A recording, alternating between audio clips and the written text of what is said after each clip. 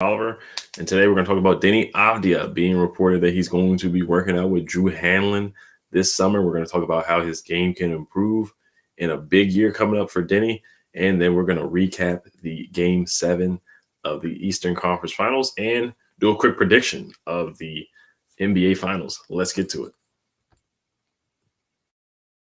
You are Locked On Wizards, your daily Washington Wizards podcast. Part of the Locked On Podcast Network, your team every day.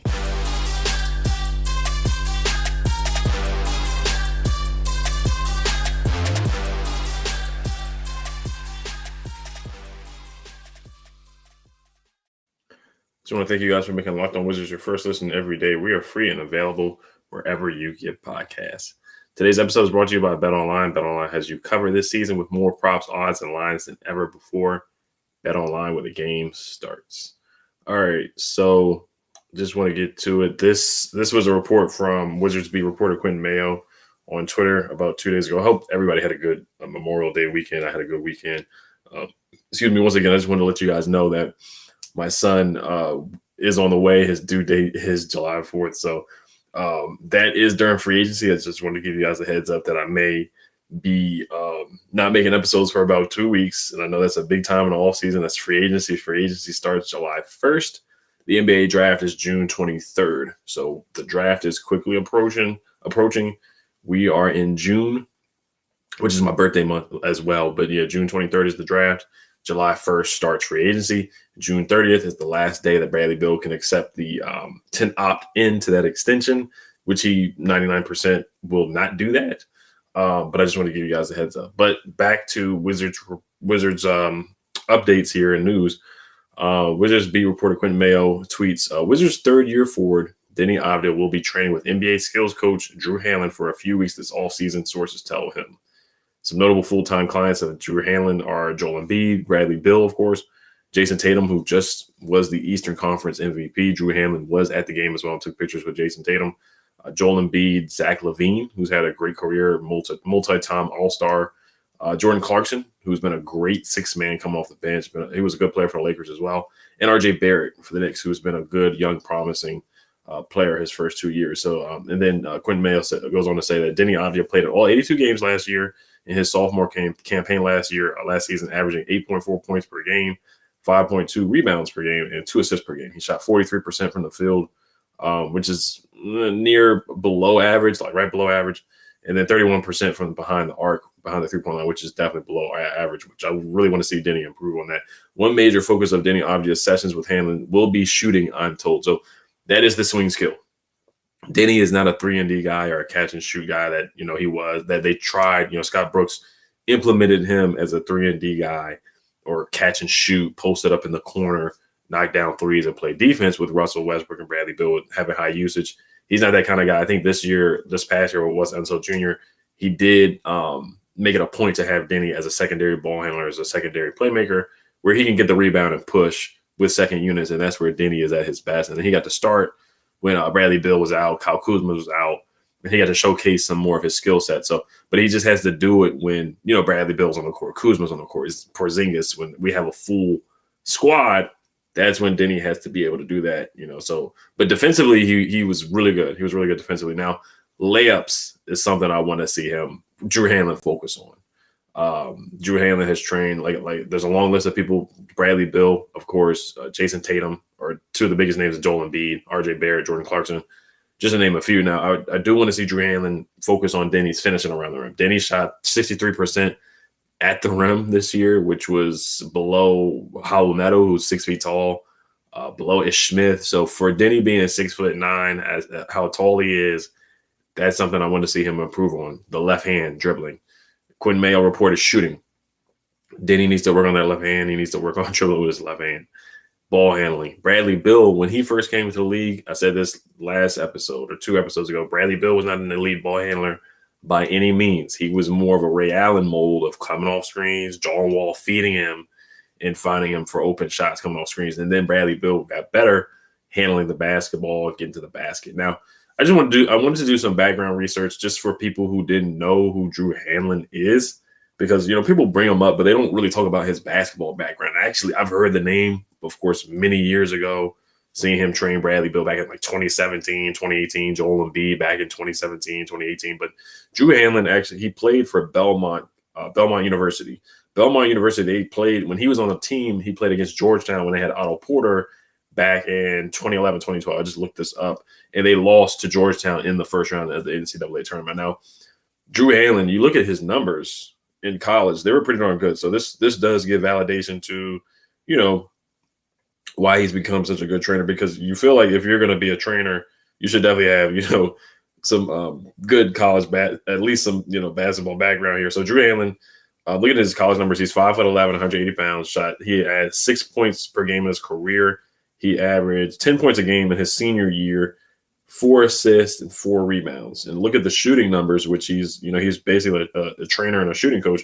48% from the 3-point line his senior year. He shot 6 threes per game. That's legit. That's high volume where he was knocking down threes at a high clip. And that's good news to me. Or, I think it bodes well for Deni Avdija. Getting in the gym. This is a make or break year for Deni. This is year 3. He's going into year 3. You look at the contract and the way rookie contracts are set up. They picked up his 3rd-year option, but after this 3rd year, he's going to be extension eligible. And we talk about how Wizards, they never make it past their first contract. Can Deni be one of those guys to get another contract after his first contract? Can Rui be one of those guys to get another contract after his first contract, or will he be traded? And this kind of tells me that trading Deni, this kind of told me a little bit. This could be foreshadowing that Deni is not going to be traded, because obviously he's going to be working out with Bradley Beal, who is somewhat of has a huge say in this team and a huge say somewhat in a player GM role. Them working out together, it could not mean anything.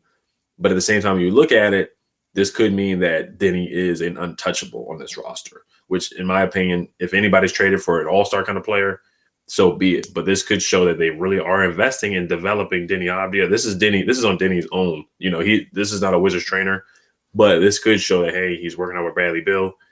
He's working on different things. He wants to improve on his shooting from the 3-point line, ball handling, different things, adding things to his bag and his repertoire. I just want to see the finishing. I want to see him get more finishing moves around the rim.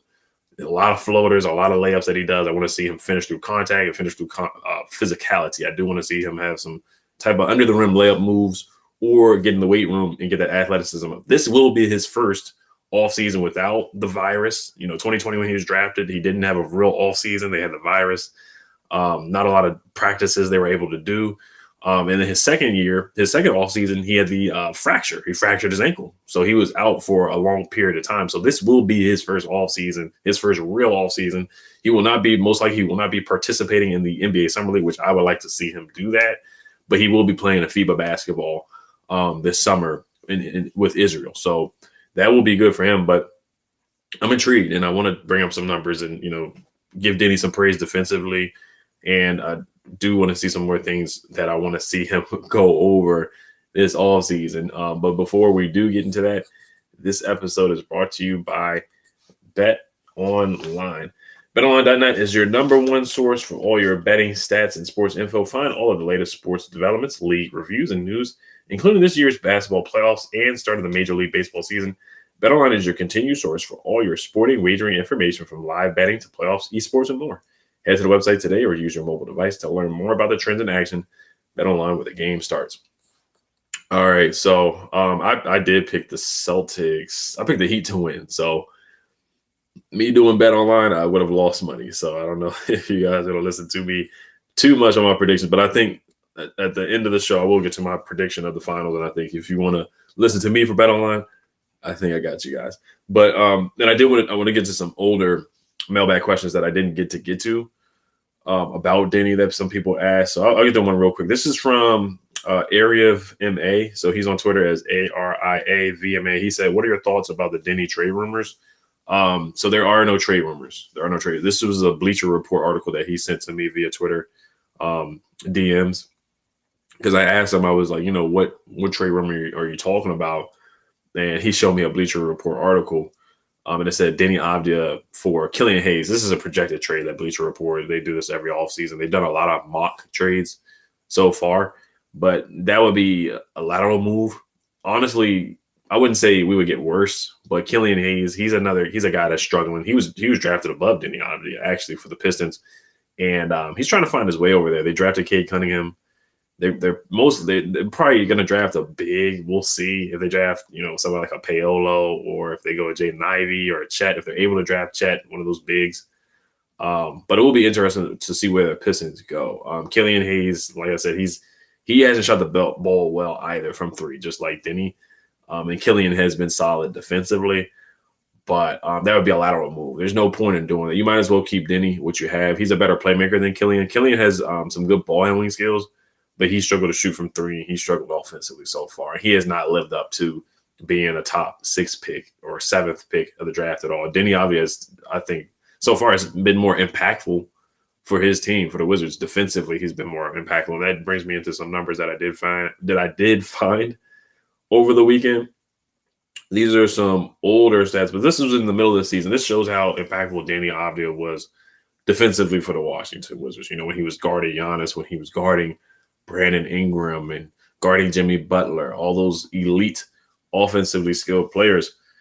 This is from Basketball Index. It says this was from December 30th, 2021. So this was when the Wizards were doing fairly well in the NBA before everything went to crumbles, locker room issues and whatnot.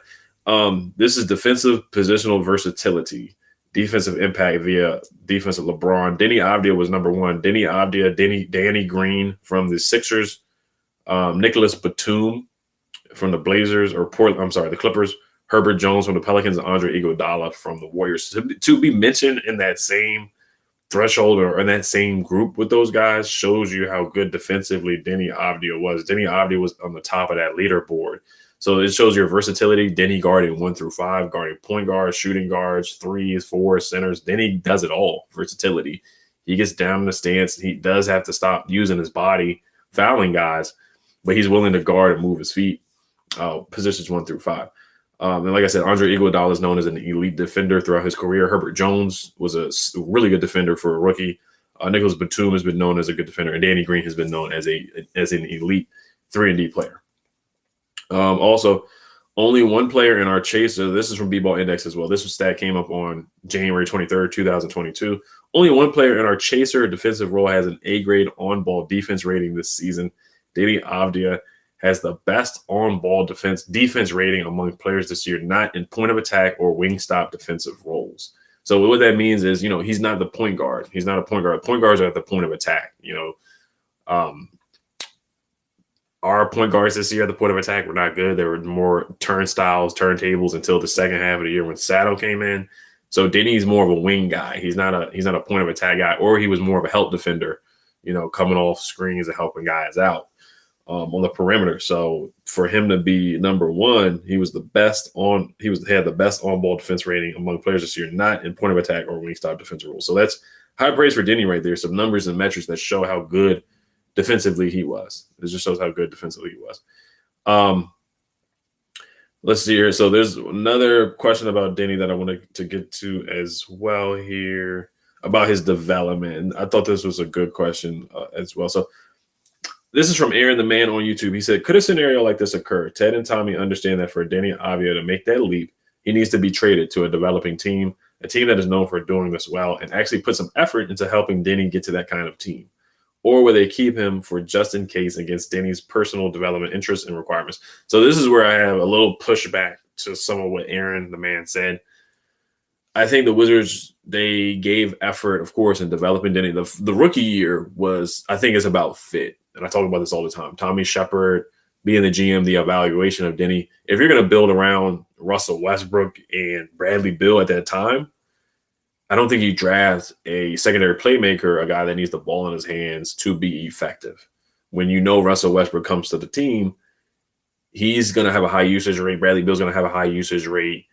And you need 3-and-D shooters to surround Russell Westbrook because he's not much of a threat from the three-point line, but he's awesome at getting to the basket and finding, guys like Gafford for lobs and finding shooters for open threes, or getting guys open for open jumpers. That's what Russell Westbrook's going to do. And when he gets the ball, some guys are going to be stagnant or parked in the corner. And that's what happened to Deni Avdija. So my question mark was the draft pick. Could they have gone elsewhere to a guy that's more of a 3-and-D guy that would have fit next to Bradley Beal and Russell Westbrook that rookie year? So that's my question mark on them.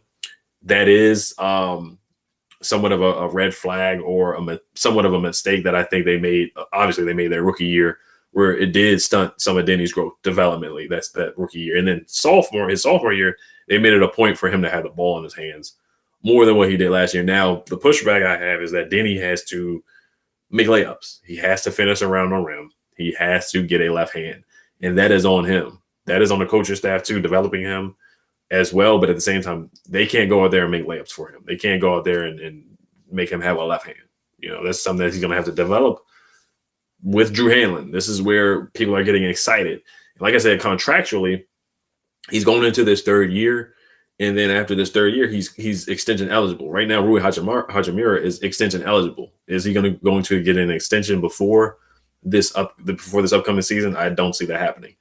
Deni, if he has a great year after this third year, then the price tag for an extension or when he becomes a restricted free agent is going to go up. So this is why this third year is a huge year for Deni. It's a huge year because if he has a big third year, let's say if he jumps from 8, I think he can be a most improved candidate. I think he can be. I really can see that happening. Depending on how that roster shakes up. Now, can he get a starting role? If they keep Kuz, I don't see Deni starting. If they keep KCP, I don't see Deni starting. He would come off the bench. He would come off the starting 5 would be Brad, point guard X, KCP at the 3, Kuzma at the 4, and then Porzingis at the 5. So Deni would come off the bench, so he has to get more playing time too. It's just we have a log jam at the forward spot. I think the Wizards do need to consolidate a little bit this offseason and see who they really want to extend and who they really want to keep next year. Or they could keep depth, and guys like Deni would get 20, 25 minutes a game instead of getting 30, 35 minutes a game. So, but this is a good question. He says, to get that, or would they keep him for just in case against Deni's personal development injuries? I think he can develop, but like I said, it's going to be tough with this roster. We'll see if they keep, Rui, Deni, Kuz, Kispert. We'll see who they keep this offseason. It's about playing time as well, but Deni's got to earn it too. He's got to finish around the rim, and I think it was encouraging towards the latter part of the year where he was doing the you're too small type thing. He showed some dog in him towards the end of the year, so I was encouraged by that. But let's transition here into the NBA Finals. Let me pull up the numbers here. Jason Tatum, that last 2 minutes of the game where he hit that buzzer beater in the shot clock, he was super clutch. Then he hit another huge 3. The Heat, they did rally back there and made it interesting. I know the beginning of the game was rough. The Celtics just started out hot and defensively. They had a lot of baskets in transition. I know Udonis Haslem was upset with Draymond Green for saying that the Celtics were going to win, said that Draymond broke the code and the Celtics ended up winning. And I felt like the Celtics were going to win too. Actually, you know what? Game 7, I was like, I didn't know who to pick because the Heat laid that egg, and then the Celtics laid that egg in Game 6, and the Celtics won. When the Heat could have just closed it out in Boston, and Boston had momentum going into Miami, they just took over. Jason Tatum, 26 points. Jaylen Brown, 24 points. Marcus Smart was huge for them this series with 24 points. Grant Williams, 11 points, played really well as well, 196. Now, Jimmy Butler, that shot, the decision to take that shot, it was like a Dwayne Wade shot where he pulled up from 3. It was kind of like, no, don't shoot it. But if he makes it, it's like, wow, he's great for knocking that down. Jimmy Butler, he played his butt off this series, 35 points in Game 7. It's just that shot was very questionable. They were only down by 2. Do you go for the win or do you just go for 2? Do you go to the basket and put pressure on the defense and put pressure on the refs and get to the free throw line? And Jimmy Butler's a really, really good free throw shooter. So I just thought there were better options there to do that, rather than pulling up for 3. He was 8 for 11. But like I say, hindsight is 20/20. If he makes the shot, you're just praising him. But if he misses the shot, then you're like, okay, yeah, he shouldn't have took that shot. But in my opinion, down by 2, I just feel like you take it to the basket, in my opinion. I just feel like you take it to the basket. PJ Tucker has 0 points in 17 minutes. Tyler Hero did not play a lot. That was very questionable for me. I know he's been inconsistent somewhat in the playoffs, but for him to get 7 minutes in that series and lay a goose egg and not have any points, that was definitely alarming to me. Now, Victor Oladipo, who a lot of Wizards fans want the Wizards to have interest in, he had 9 points, was a plus 16, a plus minus, 5 rebounds as well. Very good defensively, but he was 1 for 7 from the 3-point line. and just could not knock it down. He was very cold. Bam Adebayo had a great game, 25 points, 11 boards. Al Horford, got to give him his credit, man. He's a great veteran and a great role player right now for the Celtics. 5 points, 14 rebounds, plus 10 in the plus minus box. He just does the little things. He's just a great veteran and a great role player right now for the Celtics. Being a Wizards fan, I don't want to see the Celtics win. So if I had a rooting interest in the finals, I am rooting for the Warriors to win. I'm happy that the Warriors beat the Mavericks. Of course, Spencer Dinwiddie had some parting shots in his presser once again. I got to find the quote, but it is what it is on that. But I do have the Warriors beating the Celtics 4-2. I think it's going to be 4-2. Warriors win. Steph Curry gets his 4th NBA championship. Klay Thompson as well. Draymond Green. I just think the Warriors are the better team. I think they're deep. They're the deeper team. I think Gary Payton II will be back as well, so they get even more depth and defensive versatility. Klay Thompson has his legs under him, hit 8 threes in Game 5 to put away the Dallas Mavericks. So Andrew Wiggins is playing his butt off right now in his role. He's just super athletic, uber athletic. Jaylen Brown and Jason Tatum, of course, they're going to be the 2 X factors of this series. If Jason Tatum can stay on fire like he is right now, Jaylen Brown can be clutch. I know his ball handling has been rough here and there, dribbling off his feet and losing the basketball. But if those 2 guys play the way that they play up to their potential like they have, then yes, it will go to 7 games. And the Celtics possibly could win. Jason Tatum, Al Horford has to play his role really strongly, and Marcus Smart as well. I like Grant Williams a lot. Derek White is a guy that you can't sleep on either. He's been a good role player coming off the bench for them too. That trade for the Spurs. And Ime Udoka, a first-year head coach. The Celtics were 23-25 at one point. They were in the same boat as us, first-year head coach. They had some guys, with some quotes talking about each other and some things that they want to see them do better as a team. Marcus Smart talked about Jason Tatum and Jaylen Brown. The Wizards, of course, we had so many quotes from different players. The wheels were spinning off the rails. But the Celtics, they weathered the storm. They traded away Dennis Schroeder. They made Marcus Smart the point guard, and they made adjustments. And they were a lot better after the trade deadline. To be 23-25 and be where they are now, making the finals, I have to give first-year head coach Ime Udoka some credit there. And I think Wes Unseld Jr. can learn from Ime Udoka too, but at the same time, they just have a better roster. They just have 2 guys on their roster that are all-stars right now. So, and they're just a better team and a better roster than the Washington Wizards right now. But I just want to thank you guys for listening. What do you guys think about Deni Avdija working out with Drew Hanlen? Is this a big deal or not? Kelly Oubre Jr. works out with Drew Hanlen as well. So just because he's working out with Drew Hanlen doesn't automatically mean he's going to have a great year, but it is good signs. Check Diallo worked out with Drew Hanlen as well. Some other guys to name a few. So it doesn't automatically mean that Deni's going to have a great 3rd year, but it is a good sign showing that he's going to get in the gym. We already know he gets in the gym all the time during the season. He worked out at the Golden State Warriors arena after the game at like 10 o'clock or 11 midnight. When he was having a couple of rough games, he put up 3 goose eggs in a row, and he showed his willingness to keep working out and get his mind right and get his mental state right. But I just want to thank you guys for listening and making Locked On Wizards your first listen every day. Now make your second listen Locked On NBA from the first jump ball of the play-in tournament to the last possession of the finals. Locked On experts take you deep inside the playoffs with insight and analysis affecting all 30 teams. I want to make sure you guys check out Locked On NBA Big Board with host Rafael Barlow from NBA Draft Junkies and author of the NBA Big Board newsletter. He's joined by Richard Stamen, Sam Ferris, and Leif Thulin, giving fans an in-depth look into the NBA draft, mock draft player rankings, and, of course, big boards. It's free and available wherever you get podcasts. Hail to the Wizards.